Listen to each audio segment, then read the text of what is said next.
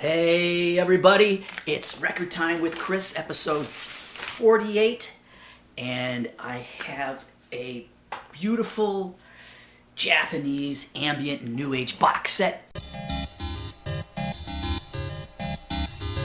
and some post-minimalist music written for 4 pianos. But first, some Record Store Day news. Pearl Jam is this year's ambassador to Record Store Day, and that makes a lot of sense to me because they've been, no matter how big they got, they always kind of kept an eye out for indie stores and wanted to do things with us. Light in the Attic is one of those labels that always does a great job. You know that they're going to start with great material and master it well and press it at RTI 180 gram vinyl, and it'll come in like anti-static sleeves, and the packaging's always on this like nice extra hard cardboard, and you got liner notes, and it's always just super well done. So as record collectors, we all have really high expectations when it comes to something from Light in the Attic. We expect it to be awesome. But even so, we can be caught off guard when they release something that is as beautifully done as this. Kankyo, Ongaku, Japanese ambient, environmental, and new age music from 1980 through 1990. And this is of course the 2 CD set in a nice thick book, 7x7 package, and then the triple LP set comes in a good hard slip cover with the 3 LPs and a nice booklet. Now, let's start from the outside and work our way in towards the music. When I first brought this home and I left it on my kitchen counter, somebody saw it there and said, "Oh, is that a new book on Japanese architecture?" And if you look at the cover, so that's a famous building, and the photograph continues on the back, and really the way I think the building actually looks is like this, right? That's how the photographs connect. So you would expect a book on Japanese architecture to be what? Like really nice and beautiful, and just kind of have, you'd expect it to look like this. So first of all, fantastic photograph on the outside, both the CD and the LP. And what you'll find is this blue and white motif continues through the entire package. It's easier for me to flip through the CD package. So as you can see, alternating blue and white pages, right? White with blue text or blue with white text. Everything is blue and white. The CD, you can see, is blue, and the CD2 is white. Now, when it comes to the vinyl, the indie exclusive version is transparent blue vinyl, and the version that's exclusive to the Light in the Attic store is clear vinyl, so close enough to white, right? And there's also just the general release black vinyl, and if you get that version, which is the one that I have, the only thing that's not blue or white in the entire package is the black vinyl, except like the leaves that have turned here. Just a couple things here and there. But for the most part, it's consistent all the way through, as is the music. I mean, it's a compilation. There's about 30 different tracks, but some of them are from albums that were released in Japan at the time, but there's also stuff mixed in, like commercials and things that were made to be environmental sounds in art galleries. There's some stuff that were like for industrial films, things that would be shown at like a sales convention, but not really ever released to the general public. So Light in the Attic managed to, it's pulling from all these different sources, and licensing them all. So a lot of these are the first time that they've been heard legitimately outside of Japan. Every track has its own nice and long essay, so you get a sense of, what it was made for. If it was on an album, what album. A lot of these are, you know, solo compositions, somebody working alone in their studio with their synthesizers, but if there's other people, that's noted. So the nice thing about these essays are that they give you a sense of who these people are, how they fit into the tradition of New Age music or Japanese music, kind of where their careers were. It's well written. I mean, it's a great read. It's really informative. And of course, if you find something and you're like, "Wow, I love that track," now you've got enough information to find more music by that artist. I will point out that, of course, this, you know, the thing about ambient music is that it is often quite subtle. I found that if I was reading while I was listening, you know, I missed out on a lot of the detail. However, maybe that's okay because some of this music was not intended to necessarily be listened to that way. You know, if you were walking around listening to it, it's to accompany, you know, sculpture. You know, you're really supposed to be looking at the sculpture, and this just kind of supports it, or you know, just adds to the atmosphere in the art museum. So, pretty much awesome all the way through. Let me show you some more. I just want to show you the records also. So you get the same booklet. It's the same material, except it's larger, which is nice. Larger text. And in here, every track gets its own page. Of course, in here, they've got more space to work with. So check this out. Now imagine you're the art director, right? Now you could just be lazy. You could be like, yeah, I already did the 7x7 version. Just like blow it up and make it fit here. No. Let me find the person's name here. All right, Henry Owings at Chunklet Graphic Control. All right, so it seems to me that Mr. Henry Owings was like, yeah, we could just blow it up, but no, you know what? Let me redo the entire thing so it looks as good as it could. So you can see that it's now laid out with 2 songs per page. So it works, but it's different. So imagine that, like twice as much work. The nice thing about the records are that you get more shots of that cool ass Japanese building, which I think is an art museum. You know, like if I was going to be thorough, I would like look it up because it actually says in here what it is. But I'll leave that to you for homework. The back sides just kind of keep going with the clouds that we've seen elsewhere, or blank sky. And here we have, you know, this is the roof. This is it looks to me like it's the interior roof. It's just what's right up here. Great. You know, these are those heavy Stoughton tip-on jackets. So, you know, like even though it's an inner sleeve, it's as heavy as a normal, you know, LP jacket. The tip-on sleeves, these are the ones where it's printed, you know, on a separate piece of paper, then glued on. The sides are folded over, 3 sides are folded over, and then the back is pasted on over that. You can see that blue and white motif continues even on the labels, and you know, nice anti-static. This is from Crested RTI. I took it off to make it look good, but there is a nice sticker on both the CD and the vinyl packaging. What could be better about this? Well, I think the only way you could improve on this would be if other record labels caught up to this level of quality. That's the only way this could be improved on. And either that or, I don't know, they released it with something like this every week. I don't know. It's awesome all the way through. And I think if you think there's a good chance you will like this, I'm pretty sure that you will love it.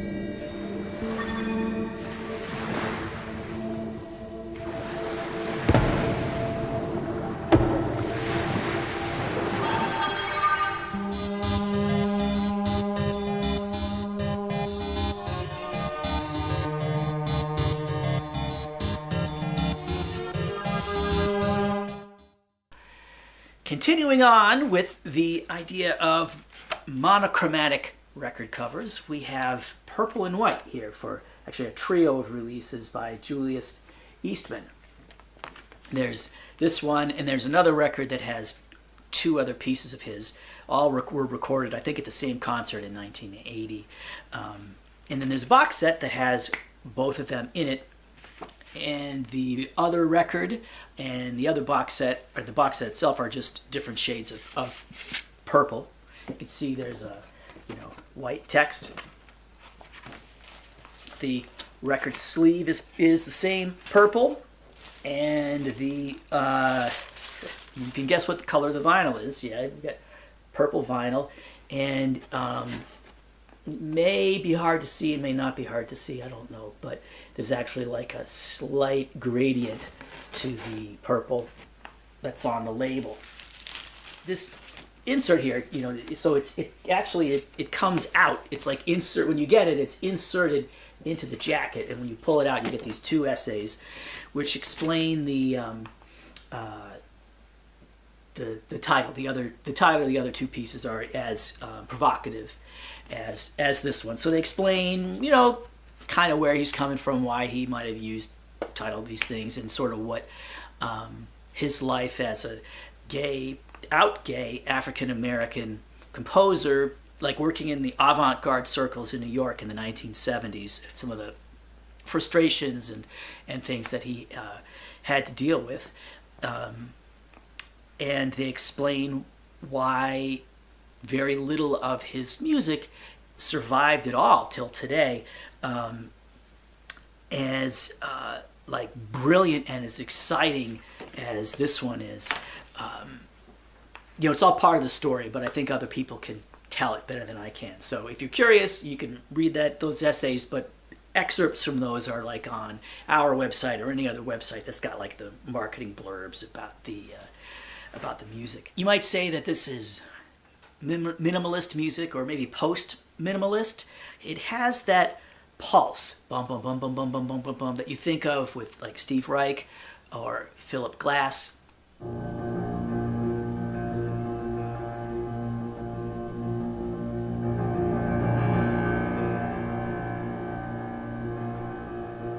He has taken their ideas and moved them forward. I mean, this is a decade later, and he's a fucking smart guy, so he's figured out other things to do with that. So, and they are. One, he has further, narrowed down the harmonic palette that he's going to use. You think of maybe Terry Riley's had a famous piece called In C, where it's an orchestra, but it's just a C major chord the whole time. The chord doesn't change. It's very static. And Steve Reich and Philip Glass will have that bump, bump, bump, bump, bump, bump, bump, but it's all kind of the same, and that's probably the point they were trying to make. So what he's done, though, is he's narrowed things even further. So he's not going to play you a C major chord for however long it's going to be. He had the first, probably 5 or 6 minutes, it's nothing but B flat, but not a B flat chord with other notes, just B flat. Just B flat, bump, bump, bump, bump, bump, bump, bump, bump, bump, bump, bump, bump, just this B flat. Now, he's got 4 pianos, and each pianist has 2 hands, so the B flats are all happening in different octaves, and there's some really cool stuff with dynamics happening that create these waves where it's coming in and out.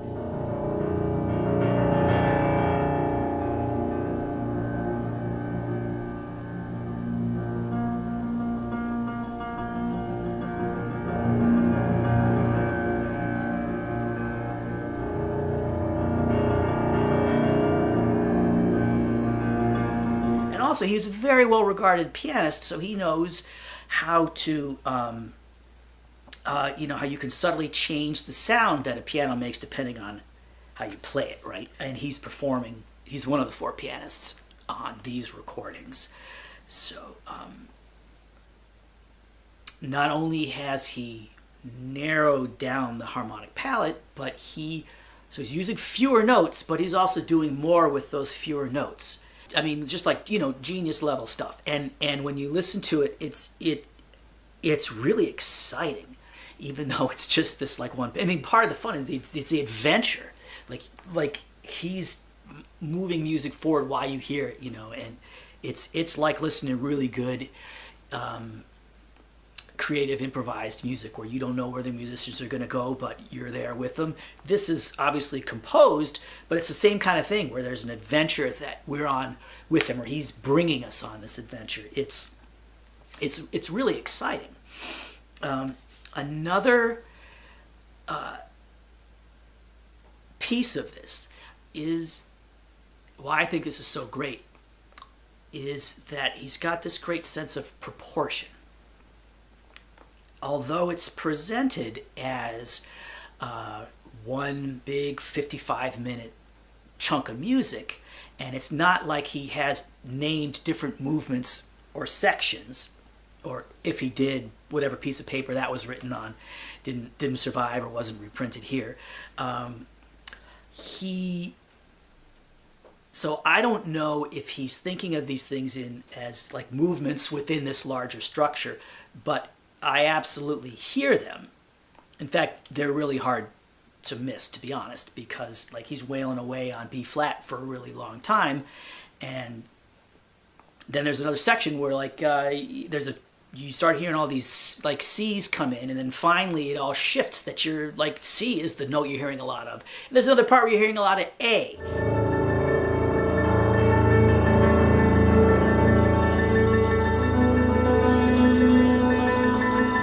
He does work his way back to B flat eventually, but so these different sections seem to be based on these different, these different tonal centers. Also, when it comes time to flip the record, it does feel like there's a natural like pause point between side A and side B. It's not like Allman Brothers Mountain Jam or something like that, or some of those really super long 70s live recordings where some rock band is just playing forever and ever, and they just have to like fade out one side and fade up after you flip the record. You know, this is like, there are these like logical divisions, and they seem to me to be in the right proportion. And maybe he might have some like mathematical formula he's using to determine where those different changes happen, or it might be just that he's a genius composer and knows how long different things need to be before you move on to the next idea. He's also moved past like Philip Glass. At the end of the piece, there's some kind of like towards the middle to the end of side 2, there's like some kind of, there's like a cyclical structure of some point, I think.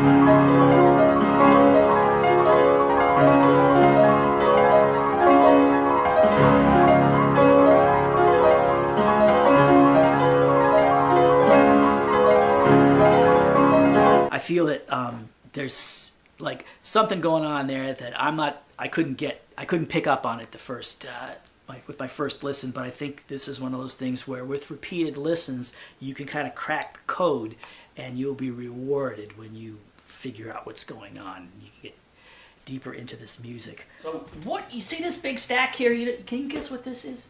This is really exciting. It's something that people have been telling us for years that we should do, and they were right, but we finally got around to this. We got our own Slipmats now. They'll be on sale within like just a couple days, both in the stores and online. And this is our neon. We call it neon moose. So thanks for watching, and until the next video, I hope that you are listening to something awesome. Yeah.